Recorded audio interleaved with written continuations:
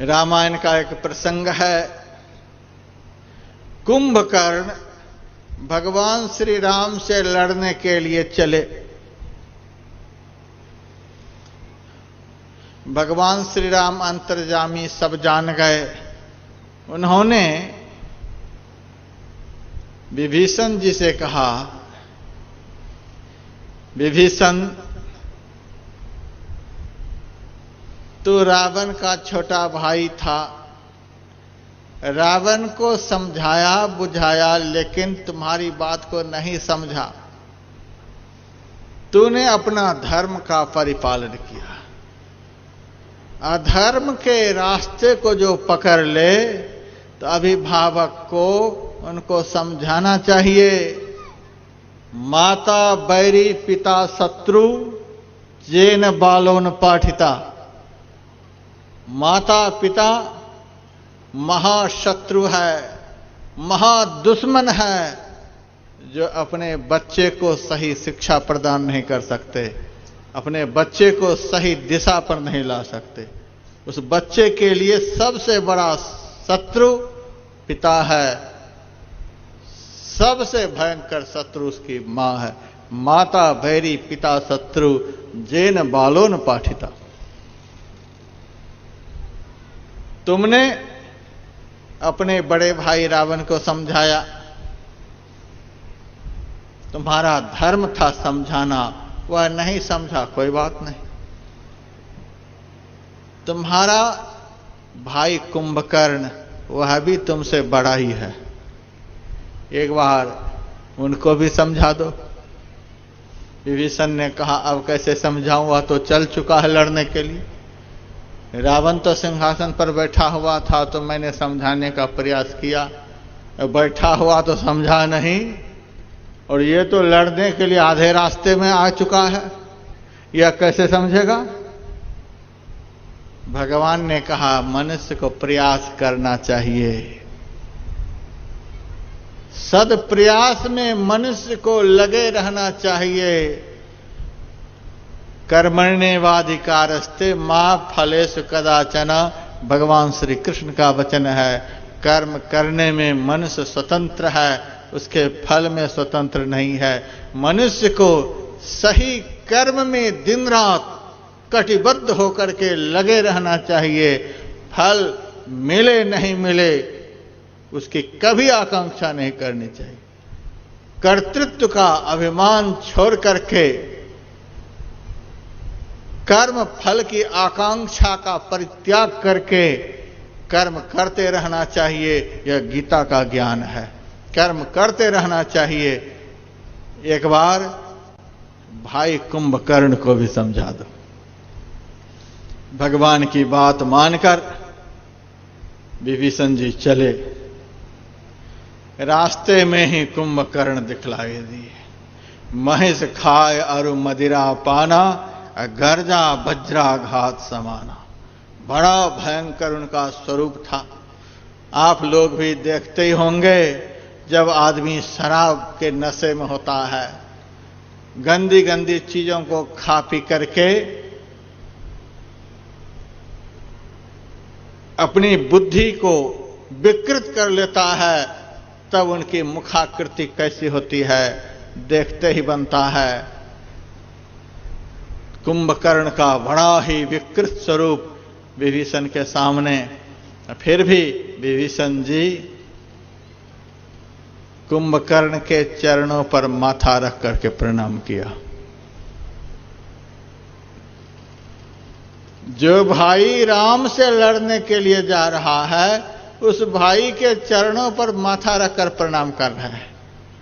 बहुत लोग कहते हैं, ऐसे भाई को कैसे प्रणाम किया जाए, ये तो शराब पी रहा है, क्या क्या खा रहा है, कैसे रास्ते पर चल रहा है।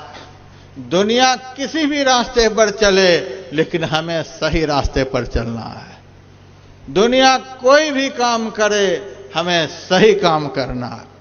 दुनिया कुछ भी बोले, हमें सही बोलना है। दुनिया किसी भी तरह से देखे, हमें अच्छी तरह से देखना है। दुनिया किसी भी रास्ते पर चले, हमें सही रास्ते पर चलना है। दुनिया को देख करके चलेंगे तो सही रास्ते पर नहीं चल पाएंगे। दुनिया को देखते हुए हम देखना चाहेंगे तो सही ढंग से नहीं देख पाएंगे। शास्त्र के अनुकूल, संत ज्ञान के अनुकूल जो कर्तव्य कर्म है उसे हमें करते रहना चाहिए। समाज क्या कर रहा है, सामने वाला क्या कर रहा है, उसे देखेंगे तो हम सही दिशा में गति नहीं कर सकेंगे। हमें सही दिशा में अपने को ले जाना है। पलटू साहब को आखिर में कह देना पड़ा, तुम्हें पराई क्या पड़ी, अपनी ओर निबेर। तुम काहे के लिए दूसरे के पीछे पड़े हुए हो? अपना रास्ता सही कर लो, अपने को सही रास्ते पर चलाओ, शास्त्रानुकूल स्वयं को सही कर्म में अपने को लगाओ। दुनिया नहीं लग रहे हैं, दुनिया नहीं यह कर रहे हैं, हमारे भाई हमारी बात को नहीं मानते, हमारी पत्नी हमारी बात को नहीं सुनती, हमारे पति सही रास्ते पर नहीं चलते। तुम अपने को सही रास्ते पर चलाओ। तुम जब सही रास्ते पर चलने लग जाओगे तो तुम्हारा वह सही रास्ते पर चलना ही पीछे वाले के लिए वह सही रास्ता बन जाएगा। तुम जब सही रास्ते पर चलने लग जाओगे तब तुम्हारा वह सही रास्ते पर चलना समाज के लिए सही रास्ता बन जाएगा। तब वह समाज धीरे धीरे तुम्हारे उस रास्ते का अनुकरण करने लग जाएगा। पहले जब अच्छे आदमी कोई अच्छे काम को करते हैं तो संसार के लोग उसका विरोध करने लग जाते हैं, एक से एक नुस्खा निकालने लग जाते हैं। लेकिन विरोध करने पर भी जब आदमी सही रास्ते पर चलना बंद नहीं करता है, सही काम को करना बंद नहीं करता है, तब लोग आलोचना करने लग जाते हैं। पहले विरोध फिर आलोचना। लाख आलोचना करने पर भी जब अच्छे आदमी अच्छे कर्म को नहीं छोड़ते तब बाद में उसी आदमी के रास्ते पर चलने लग जाते हैं। जो विरोधियों को, आलोचकों को बाद में अपने रास्ते पर चला दे वही सच्चे महापुरुष हैं। बाद में आपके कृतकर्मों का विरोध करने वाले, आलोचना करने वाले, निंदा करने वाले, उपहास करने वाले जब अनुकरण करने लग जाए तब समझिए कि हम सही रास्ते पर चल रहे हैं। हमारा वह विरोध कर रहा है, हमारी वह निंदा कर रहा है, हमारी आलोचना कर रहा है। इस बहाव में यदि बह गए तो आप कभी भी महापुरुष नहीं बन पाएंगे। महापुरुष वह बन सकता है, महापुरुष का पद वह प्राप्त कर सकता है जो विरोधियों को भी, आलोचकों को भी, निंदकों को भी देर सवेर अपने पीछे लगा लेता है। ऐसा लगा लेना चाहिए। हमने तो बहुत देखा, बहुत बातों पर टिप्पणी हुई, लेकिन बाद में सारे लोग अनुकरण करने लग गए, सारे लोग पीछे लग गए। मैंने बहुत देखा है।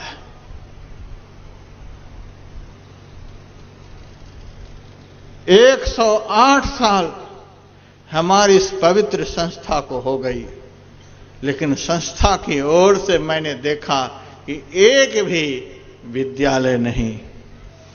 बड़ी कचोट होती थी मन में, इतनी पुरानी संस्था, लेकिन हमारी संस्था में एक भी विद्यालय नहीं। समाज को पता है कि अब फक्कड़ महात्मा बस जो कुछ भी होता है जेब में ही होता है। लोग अकाउंट नंबर मेरे से मांगते हैं, क्या नंबर में बताऊं, क्या अकाउंट नंबर में बताऊं। न तो मैंने मैनेजर को कभी देखा, न कभी बैंक को देखा। बैंक मैनेजर मेरे बहुत शिष्य हैं, उसको मैं देखता हूं।